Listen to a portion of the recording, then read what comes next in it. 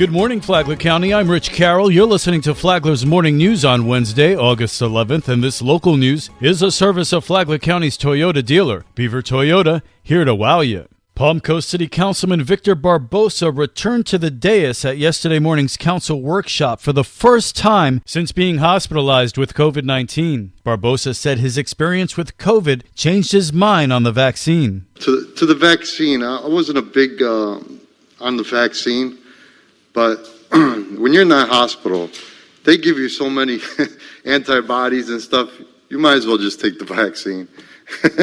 and not wind up in the hospital. Vice Mayor Eddie Branchino welcomed Barbosa back and remembered former Palm Coast Mayor John Netz, who passed away on January 9th after a battle with COVID. Within the last several months, two people that sat or sits on this dais have had bad encounters with COVID. One, unfortunately, is no longer with us, Mr. Netz, and the other one we just had, Councilman Barbosa, which, thank God, is still with us. And this is me only talking. Please, get vaccinated if you can. Currently, less than half of Flagler County's population is fully vaccinated.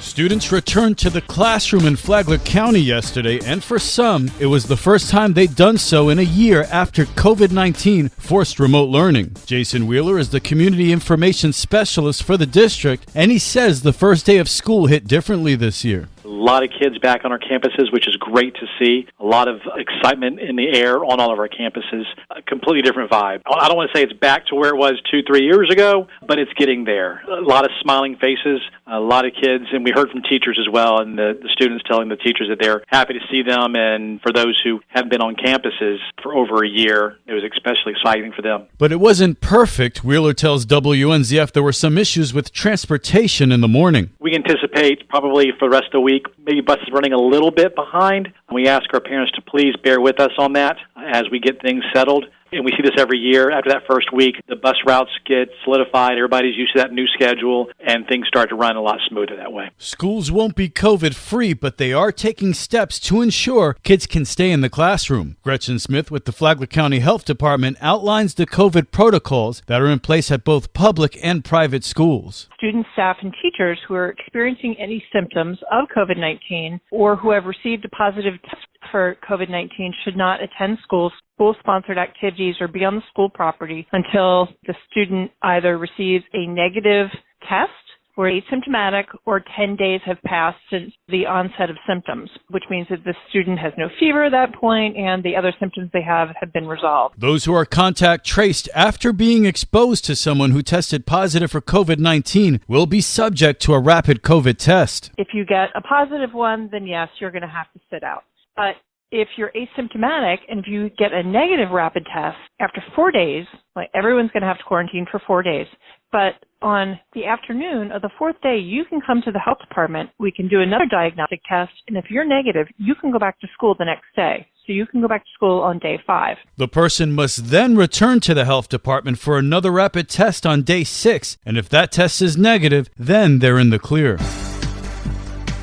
Flagler County deputies arrest a wanted fugitive. Karen Johnson has the details. Recently, the Flagler County Sheriff's Office responded to a call about a stolen vehicle in the area of State Road 100 West and Water Oak Road in Bunnell. The suspect was later identified as 43-year-old Dwayne Simpers. Flagler County Sheriff Rick Staley has more details how the situation unfolded. Deputies spotted the vehicle, which fled driving recklessly, and at that point did not pursue it. Spotted the vehicle again, and multiple attempts were made to do stop sticks and flatten the tires to stop the fleeing driver. But the driver fled and ran into the woods. The K-9 unit was deployed in pursuit of the suspect, who did surrender. And as Sheriff Staley further explains, there was more to the story. Not only was he driving a stolen vehicle from Orange County, he was wanted in Putnam County on an active fugitive warrant for grand theft auto.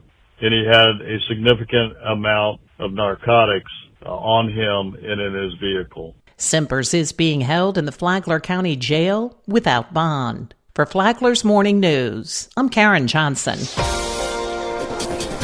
Palm Coast needs a permanent city manager. Amy Cherry has more. Mayor David Alfin wants to see the search be a two-step process centered around collaboration. The first step involves a collaboration amongst the city council to form a consensus on what are the qualities that a city manager should possess.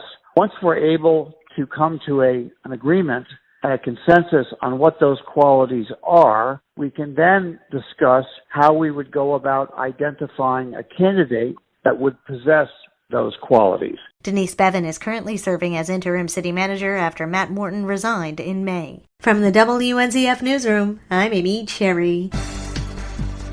A local first responder is honored for his work. John Arking has the story. Members of the Sons of the American Revolution on Monday awarded Flagler County firefighter-paramedic Jason Feldman with the Emergency Medical Services Award. Feldman was nominated for the award by Steve Ripley, one of the Flagler chapter's 50 members of the Sons of the American Revolution, as well as a Florida emergency management volunteer and lead trainer and course manager for the Flagler Community Emergency Response Team, or CERT program. The award was established in 2005 to honor community service above what's required for work. Feldman said he was blown away by the honor. When I looked it up and I gathered information on it, I was beyond humbled about it. It means a lot to me that peers that I work with thought about me as someone that was worthy of receiving such an honor, and it was something else. And it's something that I can't even be successful at what I do and be able to even receive an award like this without those that I work with on the line. Administration, those members that I work with in regards to COVID, that we did so much in regards to going out to people's houses, getting them vaccinated, having people get tested, taking care of that. It was just an all-around effort, and those three were instrumental in the whole COVID pandemic. Feldman was recently promoted to Field Training Officer for Emergency Medical Services. He's also a CERT team leader, and he's worked for Flagler County since June of 2018. Feldman's family attended the ceremony, including his wife Pamela and his 3-month-old son, Ralph. From the WNZF Newsroom, I'm John Arkin. Is Flagler County keeping you safe from COVID-19? Interim Flagler County Administrator Heidi Petito said that the county does all it can to keep residents and employees safe from COVID-19 and the new Delta variant. We continue to advocate for and encourage vaccines and really for folks to follow CDC guidelines. We recently have updated our public service announcements. We're updating our social media campaign. Petito said that since March of 2020, things in Flagler County have not changed that much and that the county follows the CDC guidelines and local health officials' directives. Live, Shop, Play is on WNZF on Saturday mornings at 9:30. The podcast is available on the Flagler radio app. Tomorrow, how is COVID affecting local businesses? From the WNZF Newsroom, I'm Deb Albertson. And now you're up to date on Flagler's Morning News. I'm Rich Carroll.